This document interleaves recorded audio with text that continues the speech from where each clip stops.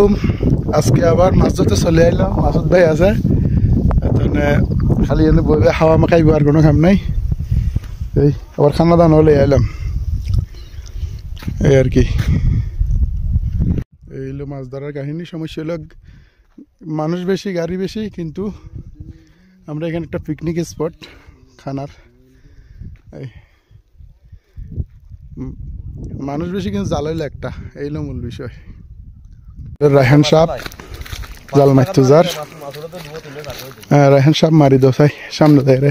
ফানিত লামো এখন নিচ সামনে করি মারো, এই মারি দে জাল। এই টানি ফেলো। কিভাবে জাল মারছে রাহিন ভাই, রায়হান সাহেব এ জাল বাই না মাছ বাই নবুজির, জাল বাদ যত মাছ নবার এই কথা কিন্তু হাতা লইছি। পাকিস্তানের বাইলটালিন দিরে, পাকিস্তানের বাইল দিরে ওই জিকে মাশাআল্লাহ মাছও পাওয়া গেছে, অল্প বেশি পাওয়া যায় নাই, তবে বোতল ভরে লইছি তো এই মাছ অল্প পাইছি। মোটামুটি খাইবার আন্দাজ, জনসংখ্যা বেশি। খানা খাই ফেলার এখন, খানা খাইতাম চলে আসছে সবাই।